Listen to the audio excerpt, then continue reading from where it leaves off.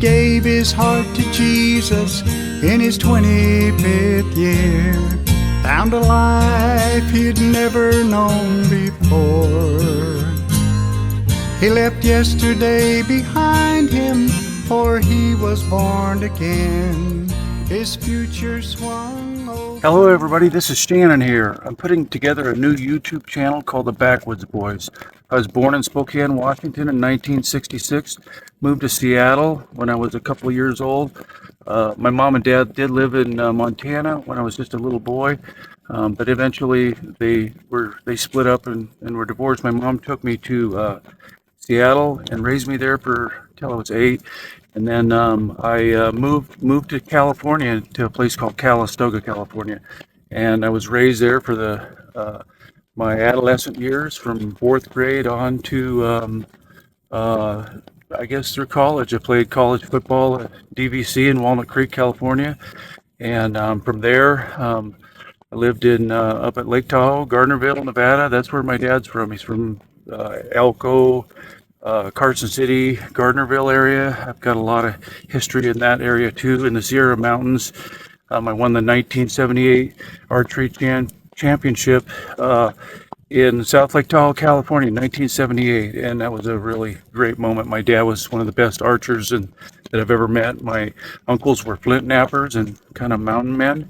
So at any rate, from there I joined the 101st Airborne Division, and I was stationed in Fort Camp. Well, first of all, I went to basic training in Harmony Church in Fort Benning, Georgia, and it was the last rotation to go through Harmony Church. And I got a little spot right over here, yonder. I don't know if you can see it right there. I think it's around that cliff there, but I got a little rock outcropping that I call Harmony Church, and I'm a Christian, and so anyhow, from there, I got stationed at Fort Campbell, Kentucky in the 101st Airborne Division, and I was fortunate enough to go overseas and to be stationed in the Sinai Peninsula in Egypt with the multinational forces of observers, and we spent 6 months there, and it was a great time in my life. Got a lot of good buddies in the military. Shout out to you guys. Also, a shout out to all my friends in high school and my friends throughout life, so share this video with everybody, share it with your friends. I think it's going to be a great channel. I'm going to post a lot of stuff about old-fashioned things and old-fashioned ways. So when I was 25 years old, I moved to Montana, and John Denver sang that song Rocky Mountain High, and we're in the Little Rocky Mountains right here. These are the first mountains that pop up off of the Great Plains, and they just pop up out of the prairie. The Indians called it the Island Mountains, and so that's my place right there in that little meadow down below. Actually, it's just a bunch of tailings, but that's my place. It was the first town. It was a mining town, a glorified mining camp called Zortman, Montana, and that's where I live, is in Zortman. So I'm sitting here. I got a little fire going, and this is a cave I'm in. This is right above my place here. We got a little cave here. We can take a little walk in there, and we'll do that in a minute. But I want to finish the beginning of my intro here. So I moved to Montana, and John Denver sang that song Rocky Mountain High, and he sung about going to a place that he'd never been before, that he called home. And Montana truly is my home, and I would like to share it with you in all my experiences. So I moved when I was 25 years old, and I had a lot of baggage with me. And little story I got here is one of the first days that I went to work in Montana was for a company called Alpine Log Homes, and I did own an own log home company later on down the road called Solo Log Homes, and I built 9 log homes in Montana. But back to working at my first day at Alpine Log Homes, I had an XR 600 dirt bike, my backpack, my helmet pulled up there, took my helmet off. I had a chain in my backpack, and I wrapped it around a post, and I locked my motorcycle up to a fence post. And all the guys must have thought that was really something. So at the end of the day, I went out to get on my motorcycle and drive away. And all the guys, I looked it down, and I seen there was about 100 fencing staples in my chain. and it really ticked me off really bad, and I got a little angry and I was frustrated, and I turned around and here's all these guys peeking around these log homes watching me and laughing at me, and I probably showed them my IQ or something like that. I got a little bit upset, and one guy come over to me, I remember his name was Neil Johns, and he said, "Hey man, it's okay, it's just a joke." He said, "We just can't understand why you had to lock your motorcycle up." And I said, "Well, I come from California, and if you left your motorcycle unlocked, it'd be probably stolen." So he said, "Well, you're in Montana now, and you can relax." So anyway, that was my kind of first few days in Montana, and I learned that I brought a lot of baggage with me to Montana, and I truly have over the years, and I'm still trying to shed that baggage. And I'm trying to become, one of a true Montanan. And even though I'm not a native, I think by this time I'm grafted in. I'm grafted in here in Montana, and I believe I am a Montanan. And so anyhow, I started milking cows and working at log home companies. I peeled logs for many years, traveled around doing contract peeling, and then I started working in the woods, falling timber, and I felled thousands and thousands and thousands of trees, and I hooked logs under line machines, and I run cats and dozers and stuff in the mountains. Then I started my own log home company, and I bought a John Deere rubber tired skidder, and it kind of went sour on me, started leaking a lot of fluid, and I got stuck on this job, and it was in the spring, and I couldn't finish it with equipment, so I needed a team of horses. I had been watching all the draft horses in Montana, watching people feed with teams and different things like that, and took a few rides with some neighbors and farmers, and really enjoyed those big draft horses. And so I couldn't find a horse logger to finish my job, so went out and bought a team of horses, and I logged with horses for 20 years. I farmed with horses. I put my hay up with horses, and I had a team of Belgians named Dick and Dee that really broke me in. They were colts when I bought them. They were just about 2.5 years old. They were green. I was green, and we all learned together to log and stuff. And I guess one thing I'd say about that is one of my main goals was never to have a wreck or a runaway. And I went many years, probably 6 years, 7, maybe 10 years even, without having a wreck. And one day my daughter and I were hooking up a young team, and they took off on me. It was in the snow, and I had a stone boat, and I had to dive onto the stone boat and crawl my way up to the front and get stood up. And I didn't want them to go through a barbed wire fence because we were in a field, and so I headed them up this hill, and I knew it would stop them. And when we went up the hill, they dropped to their knees and slipped down and fell. And when it was all over and said with, I said, "Wow, that's really great, man. I had my first runaway, and I survived it, And so, in life, we can try to go through a life, perfectly and flawlessly and everything, but every once in a while we're gonna have a wreck. And and an old boy told me once, he said, "Well, if you ever have a runaway in a parade," and I did almost have a runaway in a parade with Dick and Dee. It was very interesting. I thought I was going to take out the whole crowd, but I kept them in line, and we just kept moving. And old boy told me once, he said, "If you're ever having a runaway, like in a parade or whatever," he said, "just wave your hand and go on by like you know what you're doing. Just run them." And a lot of times that's what you got to do when horses want to run away. Just let them run. Just run them and say, "Okay, you guys want to run? Let's run."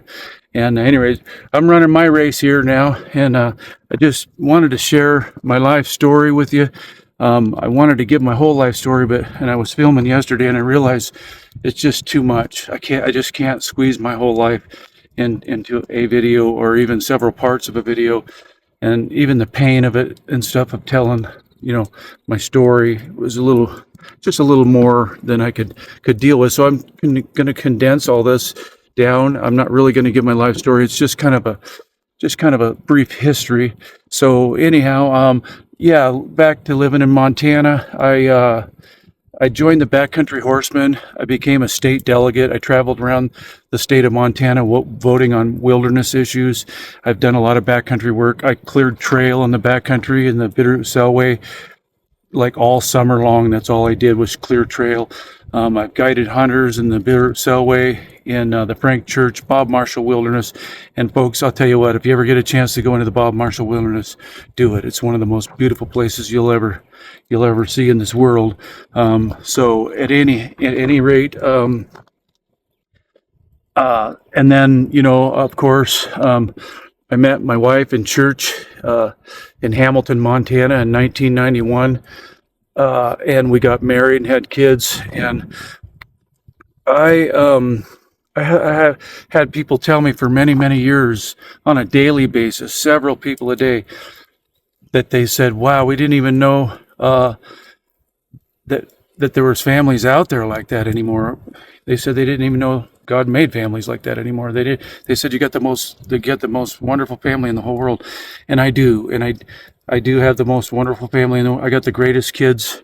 They have turned out tenfold, hundredfold of what I am. And so I went to a little church. I guess I got to back up. When I was in the 101st Airborne Division, had an experience. I was getting escorted out of the Army with a general discharge. I didn't want to get discharged, but just a bunch of events of circumstances. And I know what it was. It was the Lord just moving me out. And the military was a great step for me, because I started smoking pot and doing drugs and stuff when I was 10 years old in California, and drinking alcohol and cocaine, different things like that. And the Army was a stepping stone for me, and it really kind of helped me straighten my life out. I cut my hair. I used to have real long hair, and cut my hair short like it is today. So the Army was a great stepping stone for me. But when I was getting kicked out of the Army, I didn't understand. I didn't want to get kicked out, and didn't really want to go back to California at the time, although I do love California. I didn't want to go back, and I was just kind of still lost. I didn't understand. So I went into the chaplain's office, and I asked him, if I could talk to him, and I went in and saluted him. He said, "No, it's okay, son, sit down. What do you need?" I was in a chaplain's office, and they had floors that were all buffed and stuff, and I was very experienced in buffing floors by that time, because I'd been busted down a couple of times, and that's what they make you do. So at any rate, I was in the chaplain's office, and he said, "What can I help you with, son?" And I said, I'm getting kicked out of the Army, and I don't know what to do, and my life is kind of in shambles right now. And I said, if there's a God out there, I'd really like to know what he has to say about all this. And he said, "Oh, okay." And he put his arm around me, and he said, "Well, do you know who Jesus Christ is?" And I said, "Well, he's somebody in the Bible." And he said, "Well, son," he said, "he's more than somebody in the Bible." He said, he was God. And he said he went to the cross and died for your sins. And I don't know if I'm getting totally smoked out here, but I'll step aside a little bit. He said he died on the cross for your sins. And at that moment, everything in my life just came to my mind, all my history in my past,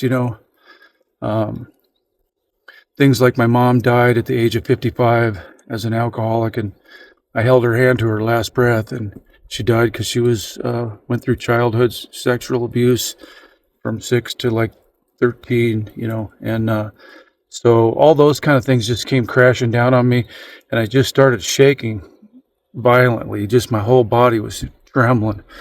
And I started crying, and I looked down between my legs at that buff floor, that tile buff floor, shiny, and there was a size of about a large paper plate that was completely solidly full of tears. It wasn't even a dry spot. And I looked down and I said, "Wow, how could there be so many tears?" And I was just shaking. And I felt God. He was there. It was his presence that came down in that room. And I was just trembling. And at that moment, he said, "Would you like to accept him as your Lord and Savior, Jesus Christ?" And I said, "Yes, sir, I would." And I gave my heart to the Lord right there. And ever since then, I've been a fairly solid Christian. And so then back to meeting my wife there in church, having my kids. I was in a very devout religion, and I won't go into it in depth, but all the ladies wear dresses, the men cut their hair, they don't wear shorts, and the women don't cut their hair. So my wife, my kids, they all wear dresses to this day and don't cut their hair. And I never even kissed my wife until my pastor said, "You may kiss the bride." So That's how sincere I was about my walk with the Lord. And I lived a life like that for 35 years. And my life has gone through some changes that I can't really talk about right at the moment on film here. But I'm living alone up here at my place right down here. I got a cabin and a shop I built, and so that's all that'll be said about that. But hey, I'll tell you what. So I lived in the Bitterroot Valley where the movie Yellowstone is produced. In Darby, Montana there. I lived in Corvallis, Hamilton, Victor, and did a lot of work in Darby and in the whole Bitterroot Valley, East Fork, West Fork.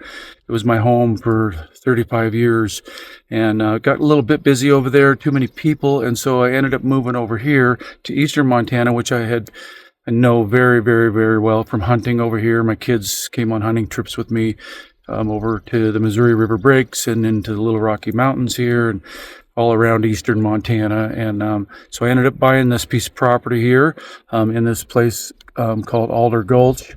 And I'm putting together a guest ranch here called Hole in the Wall, aka Queen of Sheba Ranch. It's a twofold name, and the reason why it's called Hole in the Wall is because there's a lot of history here with the Wild Bunch and the Great Northern Train Robbery about 40 miles north of here. And the Wild Bunch had a ranch about 15 miles away from here with the Curry Boys. And just lots and lots of Western history here, a lot of grave sites out on the prairie at the base of the mountains here. And there's a lot of caves, just like this cave right here that we're standing at. There's many caves just even in this drainage here coming up to my house. There's a few more caves, and there's caves all around the Little Rocky Mountains. And so therefore I wanted to name it something Western, Hole in the Wall Ranch. And Queen of Sheba was what I named it originally because I wanted to dedicate it to the Lord. And I own a mining claim. It was actually a town called Zortman, and it was a big stamp mill here and a boarding house, livery stables. Stagecoaches used to come in right here and bring investors from Chicago on stagecoaches in here, and get people to invest in this mining community here. So in the Bible, Queen of Sheba, she brought all the gold and the silver and the riches to King Solomon to help build the temple. And I just wanted to dedicate this, my little place, to God, and that's why I named it Queen of Sheba. And Sheba's a real pretty name. So, but I'm going to go ahead and this is where I live now. And like I said, I'm starting a sketch ranch here. I also have a business called Lovely Knives and Leather, and unfortunately, I haven't been able to work it for about 5 years now. I got knives on order, and for you folks, Pete Gallegos and Leanne, don't ever think I haven't forgot about that. I feel guilty that I haven't picked up my business yet. I tried to do a little bit last winter, but just didn't have the time to invest, and I didn't have my equipment at my shop, and my shop wasn't set up. So I'm working on getting my shop set up. Hopefully this winter, Lovely Knives and Leather will be up and going. I did sell a little piece of leather work that I did here maybe a month ago.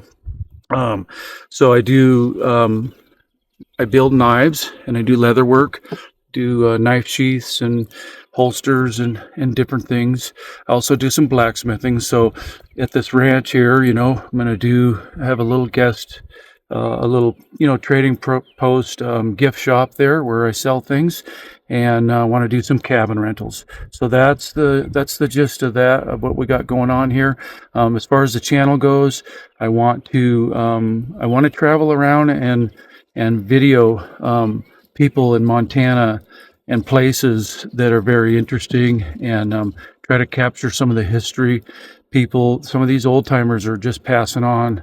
I got a Caterpillar down here at my place that I bought from a guy named Jack Kendall. He was born on the Missouri River Breaks down here on the Kendall Bottoms. He just passed away a few weeks ago, and I wish I could have interviewed him, but he's gone on now, and he was like famous in this country. So I'm going to switch my camera around and do a little tour of this cave here, and we'll probably shut her down and hike to the top and take another view from above, from up on top of this rock outcropping here. So anyway, I really appreciate you watching my channel. Like I said, this is my intro video, first video that I've done, and I really hope you enjoy it. Like and subscribe, and we'll see you at the top of the mountain. Take care. Bye-bye. Okay, everybody, here at Hole in the Wall, aka Queen of Sheba Ranch, with the Backwoods Boys YouTube channel. So this is kind of part 2 here of my introduction video, and I'm at my little cave here above my place. This is my place right down here, and so I got a little fire going because I'm trying to smoke the mosquitoes out. They were pretty bad today, so we'll just kind of freshen this up a little bit. Got a little bit of sweetgrass there, and this is the inside of my cave. Goes all the way back into here. So probably a little sleeping area right back in here if a guy wanted to fluff it up with some soft material. And there's my fire there, and I got a little blowhole right up here where the smoke goes out. Kind of draws in here and goes on out there. So pretty neat. Oh, here comes my puppy dog. Come here, Casey. How you doing, buddy? You want to say hi to everybody? This is Casey. He's my boy. He's with me 24/7. Unless he runs off. He's a stud dog, and he likes to do some roaming every once in a while. He's building a log home out on the prairie, and he took off a couple times. Found him 30 miles away from camp. And he was at the N-Bar Ranch down near Grass Range, and some people called me and said, "I think your dog is here." So everybody had put it out on Facebook, and we got him back. So he's with me here today, and he's a good boy, aren't you, Casey? So anyhow, we're gonna cut this off here, and we're gonna meet you out on the top of. I'm going to climb up to the top of the rocks there, and we'll do a little more videoing, and that'll be the end of my introduction video. So thanks for tuning in. We'll talk to you in just a few. Take care. Hey guys, Shannon here with the Backwoods Boys. Second part of my introduction video, and I'm sitting here looking at, or I guess you're looking at, it's either Old Scraggy or Antoine Butte. I'm not 100% sure. I'm kind of new to this country, and there's a lot of buttes around here. Just where I'm looking this way is Saddle Butte. So anyhow, I'm up here. It's a little windy, so this one will probably be short, but I just want to let you know, this is the Little Rocky Mountains. I got a ranch here called Hole in the Wall, aka Queen of Sheba Ranch. It's right there. You're looking at it right behind me there over my shoulder. And so I got a guest ranch called Hole in the Wall, aka Queen of Sheba Ranch, and I'm putting together some guest cabins, and we do a lot of gold mining here. This was an old it's an old ghost town, basically what it is. So come on out and rent a cabin. And I have a business called Lovely Knives and Leather. I make knives and do leather work and some blacksmithing, wood carving. I got a lot of wood carvings I've carved over the years. So come on out to Little Rocky Mountains. You know, enjoy your stay. We got the Missouri River breaks. We're right next to the Fort Belknap Indian Reservation. There's Mission Canyon over there that's absolutely beautiful with land bridges and stuff. So anyhow, I just wanted to thank y'all for tuning in to my new YouTube channel called The Backwoods Boys. Please like and subscribe, share this with all your friends, and I'm going to do a lot of videography of old-fashioned things in old-fashioned ways, and just a lot of grassroots stuff here in Montana, and I just want to capture a lot of that, and we'll probably maybe even travel around the rest of the country if this channel goes well enough. So I need your support, and so if you like this type of stuff, tune in, and like I said, share it with everybody, and God bless you all. And I always tell everybody, you know, life isn't always easy, and sometimes things are tough. And I got a bad back because I logged with horses for years, and it's in the 101st Airborne Division in Fort Campbell, Kentucky. And but whenever you're lifting a heavy load, don't ever bend over and just, you know, look down and lift up. If you're ever lifting a heavy load, especially something that you can't handle, you gotta always Whoops. Got to always look up, because he is the one that is trying to get a good view. But you always got to look up. He's the one that can handle any load you can't, and he'll assist you. He'll help you through life if things seem overwhelming. Just look up to the Lord. He's there to help us. He's helped me and my wonderful family, and he's just blessed me tremendously. Things don't always have to be rough. We can look to the good side of things too. So anyhow, God bless you. Tune in to the Backwoods Boys. Like, share, subscribe, and we'll talk to you soon. Take care. Bye-bye.